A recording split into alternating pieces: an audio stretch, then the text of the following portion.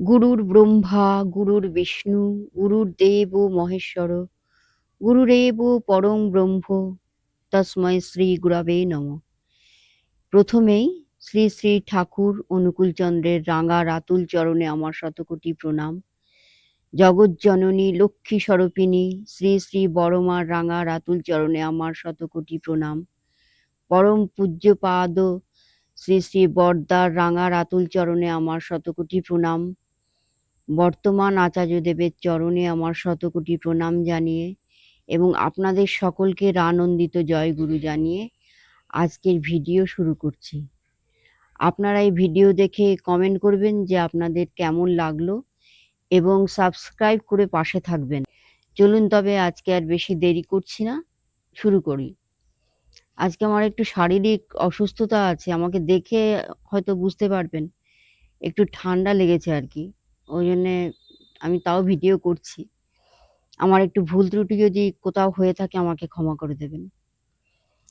আমি এর আগের অনেকগুলো ভিডিওতেই আপনাদের বলেছিলাম যে শ্রী শ্রী ঠাকুরকে আমরা যদি মেনে চলি, তার সদ্দীক্ষা নিয়ে নিষ্ঠা ভরে ইষ্টভীতি করি, তিনি যেভাবে আমাদের চলতে বলেছেন সেইভাবে যদি চলি এবং তার নাম সবসময় করি, তাহলে আমাদের অনেক কিছুই অসম্ভব সম্ভব হতে পারে।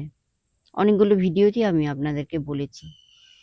তা আজকে বলবো সেরকম একজন গুরু ভাইয়ের কথা, যিনি শ্রী শ্রী ঠাকুরের একজন ইষ্টপ্রাণ ভক্ত মানুষ ছিলেন। শ্রী শ্রী ঠাকুরের সদ্দীক্ষা নিয়েছিলেন এবং নেয়ার পরে তিনি নিয়মিত নিষ্ঠা ভরে ইষ্টভীতি করতেন, নাম করতেন, শ্রী শ্রী ঠাকুরের দেখানো পথেই চলতেন। মানে একজন খুব ইষ্টপ্রাণ ভক্ত মানুষ ছিলেন। আজকে তার কথা বলবো। তিনি পরে শ্রী শ্রী ঠাকুরকে যখন ছেড়ে দিলেন তার অবস্থাটা কি হয়েছিল।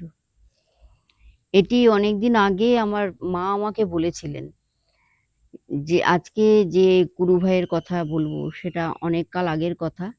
এটা একটা মানে বাঁকুড়ার ঘটনা।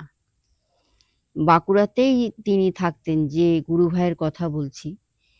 তিনি বিরাট বড় একজন জমিদার বংশের সন্তান ছিলেন। তার বাবাও ছিল একজন ডাক সাইটে নামকরা একজন জমিদার। তিনিও তাই ছিলেন। তার পরিবারের সকলেই মানে ও সেরকমই ছিলেন আর কি, জমিদার বংশ। তা সেই তিনি পরমপিতাকে ধরে চলতেন, পরমপিতার সদ্দীক্ষা নিয়েছিলেন, ইষ্টভীতি ঠিকমতো করতেন, তার নাম করতেন এবং বহু মানুষকে তিনি যাজন করে তাদেরকে সদ্দীক্ষা দিয়েছিলেন, এরকম আর কি। মানে যাকে বলা যায় একজন ঠাকুর ছাড়া উনি কিছুই জানতেন না, এরকম। উনি তখন তখন তো এত দীক্ষার সংখ্যা ছিল না। তখন তিনি সেই অবস্থাতেও মানে নিয়মিত সিটিং এ যেতেন, মানে সৎসঙ্গে নিয়মিত সিটিং এ যেতেন। সিটিং এ গিয়ে কীর্তন গাইতেন, শ্রী শ্রী ঠাকুরের কথা বলতেন, মানে ইষ্ট প্রসঙ্গ করতেন। অনেক মানুষকেই তিনি শ্রী শ্রী ঠাকুরের ব্যাপারে কথা বলে যাজন করে উৎসাহিত করতেন ঠাকুরের সদ্দীক্ষা নেওয়ার জন্য। তা এরম ভাবেই চলছে। তার স্ত্রীও পরমপিতার সদ্দীক্ষায় দীক্ষিত ছিলেন। তাদের ২টি-৩টি মনে হয় সন্তান ছিল, কিন্তু আমার এখন ঠিক মনে নেই। তার নামটাও আমার মা বলেছিলেন, নামটাও ঠিক এখন আমার খেয়াল নেই। যাই হোক, এভাবেই চলছিল বেশ। ওনার কথা সবাই খুব শুনতেন, মান্য করতেন ওনাকে। মানে একজন ইষ্টপ্রাণ মানুষ। এমনকি উনি অনেক মানুষকে, মানে কোনো মানুষ যদি বিপদে পড়তো, তাদেরকে বিপদ থেকে উদ্ধার করতেন, তাদের অনেক কল্যাণ সাধন করতেন।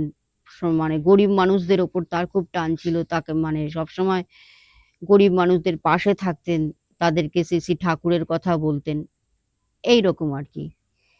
তারপরে আমার দিদার সঙ্গে আমার মায়ের সঙ্গে তার খুব মানে ছিল আর কি, মিল ছিল।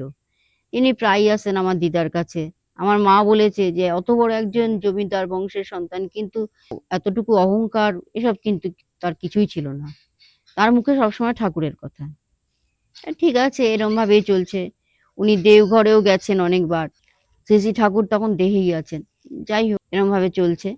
এরপরে কি হলো কি জানি, তিনি যেন শ্রী শ্রী ঠাকুরের কাছ থেকে আস্তে আস্তে একটু একটু করে দূরে সরে যেতে লাগলেন।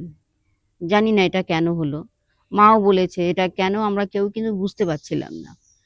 শ্রী শ্রী ঠাকুর মানে উনি সিটিং এ হয়তো যেতেন, যাজন করতেন, মানে যেন আগে যেমন ঠাকুর ছাড়া কিছুই জানতেন না, সেরকম করে যেন শ্রী শ্রী ঠাকুরের কাছ থেকে যেন নিজেকে একটু একটু করে গুটিয়ে নিতে শুরু করলেন। তা ঠিক আছে। এবার হলো কি, একদিন তিনি এমন সময় হলো কি তিনি সম্পূর্ণভাবে ঠাকুরকে ছেড়ে দিলেন। আপনাদের এটা বলতে ভুলে গেছি যে তার শ্রী শ্রী ঠাকুরকে ধরার পর তিনি তো জমিদার বংশের সন্তান ছিলেন। তার চাষবাস, জমি-জমা অনেক কিছুই ছিল। কিন্তু শ্রী শ্রী ঠাকুরকে ধরার পরও তার একদম রমরমা অবস্থা। মানে প্রচুর টাকা ইনকাম হতো তার, মানে বিরাট ব্যাপার। তারপরে কি হলো, শ্রী শ্রী ঠাকুরকে আস্তে, আস্তে তো বললাম ছেড়ে দিতে শুরু করলেন উনি। এমন একটা সময় এলো যখন তিনি একদম শ্রী শ্রী ঠাকুরের কাছ থেকে দূরে সরে গেলেন। ওই মুখে, মুখেই ঠাকুরের কথা বলতেন, ইষ্টভীতি করতেন কি করতেন না কেউ জানে না। এরকম আরকি। মানে একটা অহংকার এসে গেল তার মনে। এদিকে তার টাকা-পয়সা, ধন-সম্পত্তি দিনে, দিনে বাড়তে লাগলো। তার মানে একটা মনের মধ্যে একটা যেন অহংকার, অহং ভাব এলো। তিনি শ্রী শ্রী ঠাকুরকে পুরোপুরি ছেড়ে দিলেন। ঠিক আছে। আমার দিদা, মা এরা সবাই, সবাই মানে মানে বাঁকুড়ায় যেখানে উনি থাকতেন ওরা সবাই ভাবছে যে এই মানুষটা এতটা ইষ্টপ্রাণ ছিলেন।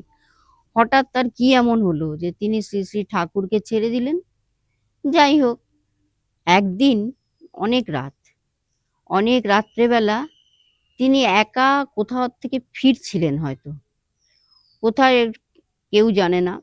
এখন তখনকার দিনে তো বাঁকুড়া, বুঝতেই পারছেন, ফাঁকা রাস্তা সব। চারদিকে তখন এত লাইট ফাইটও ছিল না, কিছুই না। চারদিকে ফাঁকা রাস্তা, বাড়িঘরও ছিল না। ফাঁকা রাস্তা দিয়ে উনি একা একাই কোথাও হয়তো গেছিলেন, সেখান থেকে ফিরছিলেন। ফেরার সময় তাকে কয়েকজন গুন্ডা গোছের লোক আরকি, গুন্ডা বা ডাকাত যাই বলেন না কেন, তারা ছুরিকাঘাতে তার প্রাণ নিয়ে নিলেন। দেখুন তাহলে অবস্থাটা। একজন ইষ্টপ্রাণ মানুষ তার কি অবস্থা হলো। তারপর সেদিন রাতে তো কেউ কোনো খবর পায়নি। তার পরের দিন সকালবেলা হৈ হৈ শুরু হলো। আমার দিদা, মা সবাই জানতে পারলেন যে তার আগের দিন রাতে তিনি মনে হয় একা কোথাও গেছিলেন। ফেরার সময় তার এই অবস্থা। তার মানে তিনি আর নেই। তখন তারা ভাবলেন যে দেখো, উনি তার মানে ইষ্টভীতিও মনে হয় করতেন না। সবাই জানতো যে উনি ঠাকুরকে ছেড়ে দিয়েছেন ঠিকই, হয়তো ইষ্টভীতিটুকু করেন। কিন্তু পরে তারা জেনে গেছিল যে না, উনি ইষ্টভীতিটাও করতেন না। একদম সম্পূর্ণভাবে ঠাকুরকে ছেড়ে দিয়েছিলেন। আর শ্রী শ্রী ঠাকুরকে ছেড়ে দেওয়ার জন্য তার কি জীবনের মর্মান্তিক পরিণতি হলো। তাইলে আমাদের শ্রী শ্রী ঠাকুরকে কিন্তু ধরে রাখতে হবে। তার প্রতি আস্থা রাখতে হবে, বিশ্বাস রাখতে হবে। অতি অবশ্যই কিন্তু আমাদের ইষ্টভীতি করতে হবে, তার নাম করতে হবে। তবে কিন্তু আমাদের কোনো রকম বিপদ-আপদ কাছে আসতে পারবে না। আমাদের কাছে ঘেঁষতেই পারবে না কোনো রকম বিপদ-আপদ। আমরা যারা ধরুন শ্রী শ্রী ঠাকুরের সদ্দীক্ষা নিয়েছি, তাকে ধরেছি, আমাদের জীবনের শেষ দিন পর্যন্ত কিন্তু আমরা তাকেই ধরে থাকবো, তাকে ধরে চলবো। তার চরণে নিজেদেরকে একদম সমর্পণ করব। তিনি যেভাবে আমাদের চালাবেন আমরা কিন্তু সেভাবেই চলবো। তিনি যেভাবে আমাদের থাকতে বলেছেন, আমাদের জীবনযাপন করতে বলেছেন, ঠিক আমরা কিন্তু সেইভাবেই চলবো। তাহলে আমাদের কোনো রকম অকল্যাণ হবে না। আমরা ভালো থাকবো, সুস্থ থাকবো। সামনেই তো আ শ্রাবণ মাস আসছে, তারপরে ভাদ্র মাস। শ্রাবণ, ভাদ্র ২ টো মাসই তো আমরা জানি যে সমস্ত সৎসঙ্গীদের কাছে একটা খুব পবিত্র মাস। শ্রাবণ মাসেই তো আমাদের বড় মা এসছিলেন এই ধরাধামে নররূপে লীলা করতে, লীলা করে গেছেন। আবার ভাদ্র মাসে আমাদের পরমপিতা এসছিলেন, নররূপে লীলা করে গেছেন। তা আপনাদের এই শ্রাবণ মাসে অথবা ভাদ্র মাসে শোনাবো, আজকে যার কথা শোনালাম, এই যে গুরুভাই জমিদার বংশের যে সন্তান, ওনার শেষ পরিণতি আপনাদের তো শোনালাম। এনার জীবনেরই একবার ভৌতিক উপদ্রব হয়েছিল। সেই ঘটনা উনি নিজে মুখে আমার দিদিমাকে বলেছিলেন। সেই ঘটনাটিও আপনাদেরকে শোনাবো। আপনারা সকলে সুস্থ থাকুন, ভালো থাকুন, পরমপিতাকে মাথায় নিয়ে চলুন। আমার এই ভিডিওটি আপনাদের কেমন লাগলো কমেন্ট করে জানাবেন এবং এই চ্যানেলটি সাবস্ক্রাইব করে রাখবেন যাতে আমি নতুন কোনো ভিডিও দিলেই আপনাদের কাছে চলে যায়। পরমপিতার রাঙা রাতুল চরণে আপনাদের সকলের মঙ্গল প্রার্থনা করে আজ এখানেই শেষ করছি। সকলে ভালো থাকুন, সুস্থ থাকুন, নামময় হয়ে থাকুন, আনন্দে থাকুন। বন্দে পুরুষোত্তমম। জয় গুরু।